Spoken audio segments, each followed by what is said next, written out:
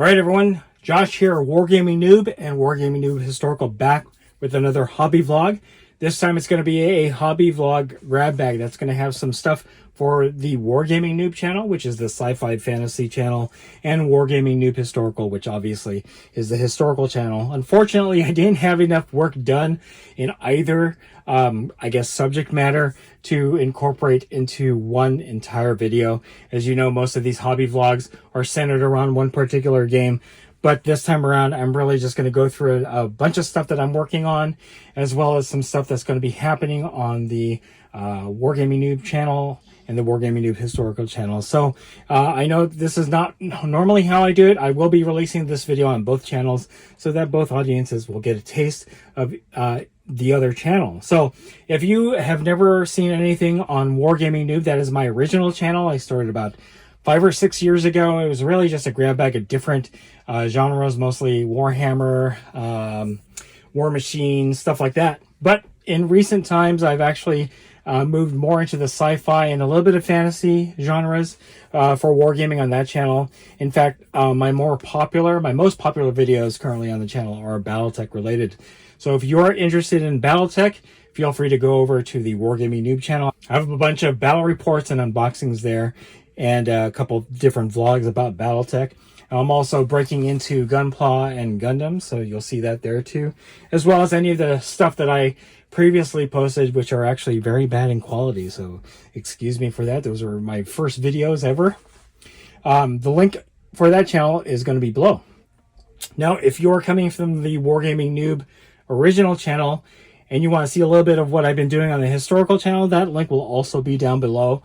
Go ahead and take a look at that. Mostly a lot of unboxings, a lot of hobby vlogs and painting and stuff like that, as well as some battle reports, mostly centered around World War II stuff. So you're going to see a lot of bolt action and flames of war, even a couple Dust 1947 videos. So if that's what you're into, please feel like go over there and take a look. Link is going to be in the description below. So anyway, we're going to get this grab bag started. You're going to see actually a hint of it from the thumbnail of what I'm going to go through. We're going to start off with 100 Years War. We're going to talk about Song of Drums and Shakos and my hobby update on that. And then we're going to seg into the super heroic stuff, Marvel Crisis Protocol and DC Miniatures Universe games. So, all right, here we go. All right, I'm going to start off this hobby vlog grab bag with some 100 Years War updates. One of the main things that I did was start magnetizing one of these containers so that I can put my armies in a more, in a safer and more organized way, other than just throwing them into a box. Obviously, because of all the work that I'm putting into this, I don't want to damage my figures in any way. I've actually had several of the two-handed weapons for my men-at-arms here break off. So magnetizing this has been a godsend and will allow me to keep my figures, safe. So that's what I've been working on. I actually have a few stands of updates complete. So I'm just going to bring them out, or at least done. Some of them are done, some of them are in progress. So let me zoom in here. First off, for the English, I got some mounted sergeants or men-at-arms mocked up, kind of to basically just be equal to the French side. Still got to do the flocking, but the figures are pretty much done. I did use mostly contrast with some, regular Vallejo color on these, but the contrast is making it a lot quicker to get done. Put a few patches of grass here, then I'm just going to do some flocking, and we're going to call this stand complete. All right, next up, we have Edward, Duke of York. So you saw this partially done the last time I did a 100 Years War update. The only thing I added here was the bannerman, and really the only thing I need to do now is add the banner and the finish up the base, and Edward, Duke of York will just be another commander that I have for the English. Okay. Lastly, I started the stand with Lord Camoy. as you can see here. It's going to be basically the same as the other two command stands. We're going to have a man-at-arm or something like that, and a flag bearer, standard bearer on the base with Lord Kamoy's flag. So that is pretty much the 100 Years War update.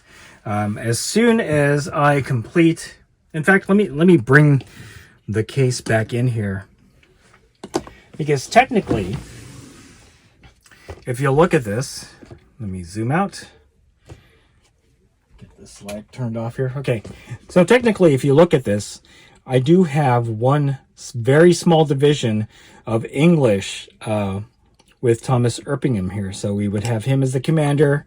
We would have two very small units of archers, one standard unit of man-at-arms, and then we have mounted sergeants or cavalry here. In that same turn, I have 2 units done for the division or battle for the French. So all I need is a commander and 2 more units, and I can actually play a very small game of Hail Caesar, which would be perfect for learning the rules, as well as using Scribblin's rules for 100 Years War. So yep, that is my 100 Years War update. I'm hoping to have both armies complete maybe by the end of September, with some filming for Hail Caesar starting in October. All right, I was very happy with the response from you guys in my entree into Song of Drums and Shakos. You know, I gave you guys a brief rundown of the 400-point armies that I'm working on so I can get that game filmed and ready to go. I did make a little bit of progress on the 2 armies, mostly the British force. I did show you my Sharp stand-in, but I was able to complete the 3 other riflemen that were going to be in his squad. Here's this guy right here. He's got reddish hair, kneeling position, and mostly based. Just got to put some flocking and stuff on there. Then we have this guy, just kind of walking forward. And then lastly, we have this guy who is holding his Baker rifle. So again, these are practically done. I just got to finish up the basing, and my rifle squad and their NCO are completed. So I did start working on the line infantry. I didn't bring in the officer because you guys have already seen that in several videos. But in any case, I'm making progress on the line infantry. This guy is almost done. Got to do the shading and got to do some cleanup here. Then this one also has a bit of progress, more progress. Again, finish up the painting. Most of the primary colors are there. Got to paint his hair, and then a wash and the basing, obviously. This guy is also in progress. Again, got to finish up the main colors, including the musket. And then lastly, this guy, I just blocked in the gray and the blue canteen and the bag, the bread bag. So, but yeah, I'm making some good progress. I'm hoping to be able to film this stuff next weekend with a release maybe the same day or next Sunday. All right, last guy that I actually started working on is the French Voltigeur. Just blocking the colors in. Still got a long ways to go, and I still have like 3 more of these guys to do. But obviously the chasseurs and the light infantry officer are completed. You saw that last time when I had this vlog up. We're going to move on to the next item for my hobby vlog grab bag. All right, finally the bug has got me. It bit me hard. I'm going to try to get into Marvel Crisis Protocol. I wanted to play something a little bit different on OG channel. Obviously, I'm centering a lot of the channel around Battletech and Gundam and Gunpla, but I also want to do something a little different. I haven't fully invested in the game system. I will probably get the core starter at some point, but I just wanted to get some figures just to see how big they are and to paint them out, because I wanted to paint something different other than you know, Battletech and historical. So I figure I would start off with a couple of the team leaders from the X-Men, obviously Cyclops and Storm. I've been a very big fan of the X-Men since my youth. As a child, I grew up on the 80s version of the team. So obviously the darker uniformed Cyclops with the Mohawk, Storm is the part of the team that I grew up with, including Wolverine with his orange and brown uniform rather than the yellow and blue. That was reintroduced in the 90s. But in any case, I figure I'd start off with Cyclops and Storm. I actually have another kit, and I wish that I was here at the time of me filming this video, but I did end up getting the Miles Morales Spider-Man and Ghost Spider or Spider-Gwen kit. That's going to be another interesting kit to play around with. Obviously thinking of getting the rest of the X-Men and some other choice characters and just painting them up. And eventually segging into playing Marvel Crisis Protocol on the channel, on the OG channel. But because of this, I actually am turning back to a game that James and I used to play frequently when he was younger, and that's the DC Universe miniatures game from Night Models. So Night Models is known for both the Batman miniature game as well as the DC Universe miniature game and the Harry Potter board game that was out. But James and I were heavily invested in DC Universe miniatures game, and I'm going to show you what I have for that. Alright guys, so a while ago I actually got heavily invested in Night Models Batman miniature game and a DC Universe miniature game. These two cases here are actually just, if I can get it out of the way, components for those games and a bunch of figures. But that's not all of what I have, and sorry for all the shaking. I never really got past a bit of the painting. Here's Atrocitus here. I got the Dynamic Duo right here. And, you know, a bunch of other figures that are pretty interesting. So, because I caught that bug, that superhero bug from, you know, kind of considering getting into my Marvel Crisis Protocol, I felt that I would go back and take a look at my Night Models DC Miniatures figures, Batman figures, and kind of maybe get these stuff painted up and get some games going on the channel. This is just part of my collection. I wanted to show off a bit more of what I have. And most of these are older sets, so forgive me for that. I do have a number of Dark Knight Returns figures here. So let me see if I can actually get this in a way so that we can all see what all this stuff is. And I will zoom in. So let me start off with the smaller blisters. I have the Green Arrow, Oliver Queen. He's missing an arm. If you've read the graphic novel, the comic book, he can shoot without that one arm, so it's pretty neat. I do have the Frank Miller Batman here. And I haven't opened these up yet, so obviously I'm going to open these up and get these ready. And I don't know. I'll have to check to see if either of these figures are actually in the DC Universe miniatures game. Some of the figures do cross over. Most of them do not, especially some of the older figures like these. But obviously, I can proxy in this Batman and this Green Arrow as their more contemporary versions rather than the far future version. So those are the two blisters there. Then I have the Joker and his robotic dolls. So this is actually a starter for the starter faction for the game. These are older. They are all white metal, as are the other two blisters. So these should be pretty easy to put together. Again, this version of Joker I don't believe translates into DC Universe miniatures game, which is the game that I played more often than the Batman miniature game. However, I could always use this as a proxy for just the regular Joker.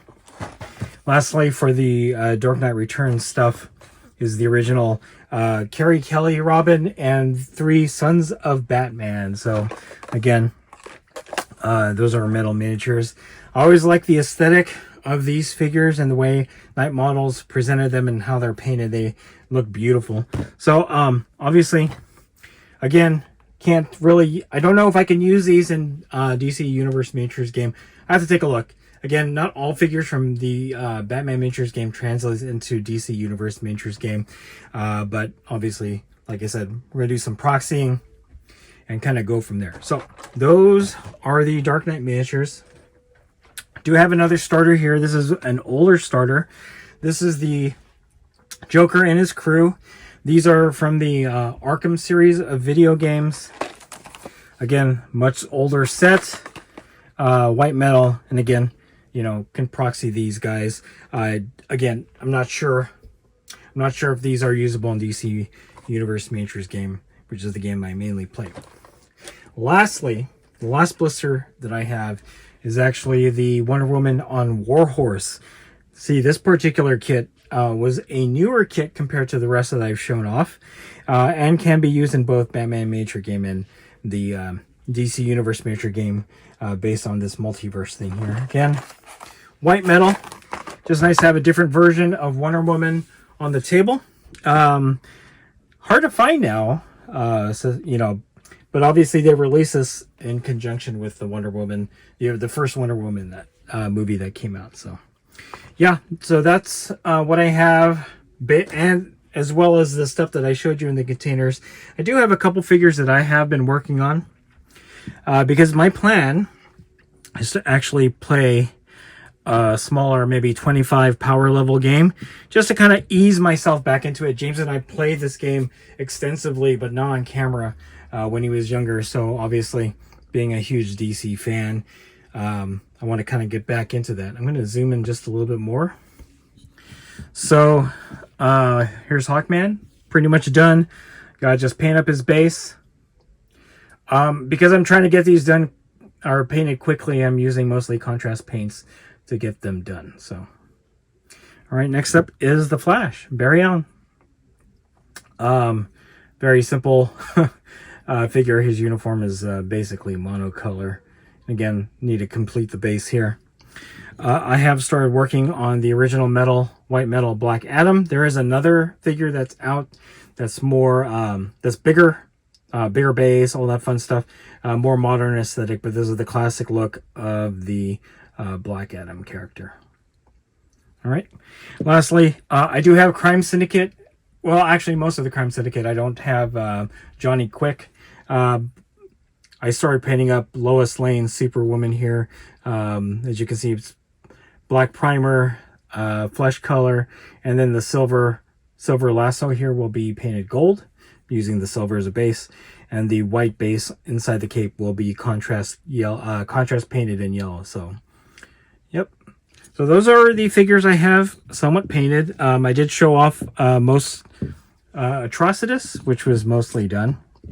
And again, I really need to get terrain in order to, you know, fully have a more fully featured table for this. All right, guys, that is it.